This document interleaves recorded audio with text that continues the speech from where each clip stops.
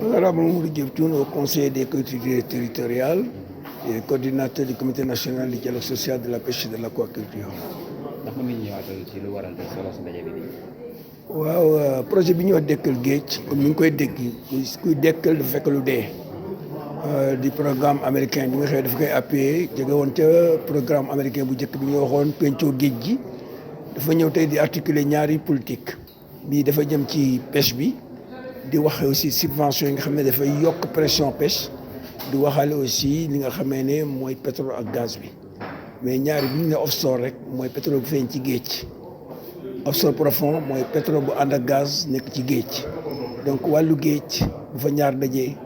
am na risque parce que lii di environnement bi nga xam ne moom la ñu seq dafay menacé wu ci exploitation pétrole parce que amul zéro risque beneen bi aussi mooy toxal bi nga xam ne dina toxal nappin gi ak dëkkuwaay yi jën yi ak fi nga xam ne mooy kunke yi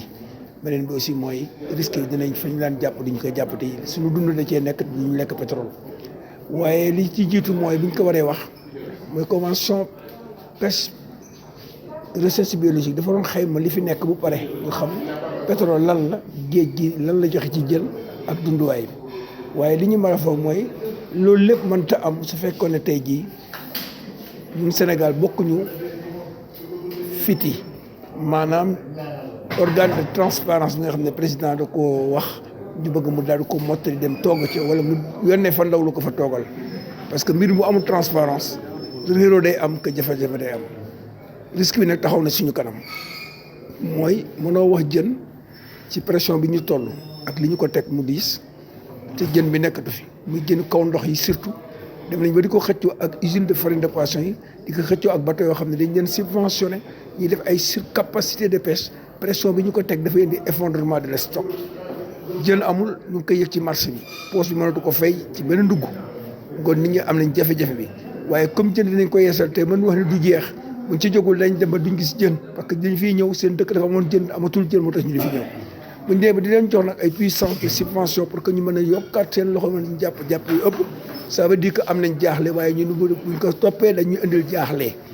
comme nag profit gënul sunu dund ñu bëgg cee jël ay matukaay. alors ci biir matukaay yooyu ginnaaw gàllankoor yi nga xam ne ni moom nga fi jot a cité lan la ñu war a mën a andi ci ay taxawaay ngir ñu leen di am ci ak pàccal. mooy que d'abord war nañu xam état stock yi fi mu toll teelu dañu war a fexe recherche bi nga xam ne mooy joxe avis scientifique mu wax ne lii moo fi nekk wax ji li muy bari yëpp tant que recherche waxul lu waaye wax rek naxasaay te recherche boobu day am fi ñu ko séentoo muy dëkk yi nga ko seqal àdduna bi nga ko seqal penc mu mën a dem dañuy seet lan la ci recherche ba wax parce que moo am voie autorisée ci avis scientifique donc moom la ñu war a jëkk a jox ñorool ko pour mën a taxaw ay taxawaay yu am solo mën a indi li nga xëy xaar nañ ne bu ñu wanee moom la ñu ne moom la mais lu fi waaye wax lu dul recherche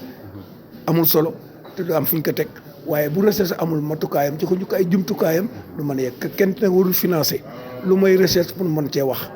que dëkk nag bu ngay yokku day jox recherche am gëdd ga ca war. alors un mot en français vous parlez de Dekkal Géej pourquoi.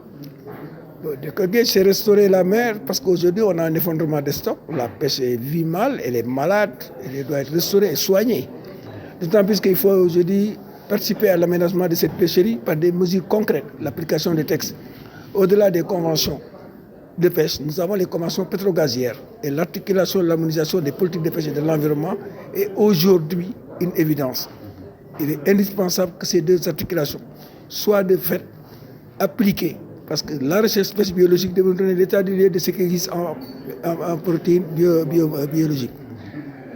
Et nous avons aussi le pétrole qui est là. On ne peut pas s'exclure des risques de pétrole quand on parle de la prévention de cet environnement. Donc obligatoirement, il faut articuler les politiques. Et là, il faut prendre des mesures de précaution, de protection. Nous ne vivons pas du pétrole.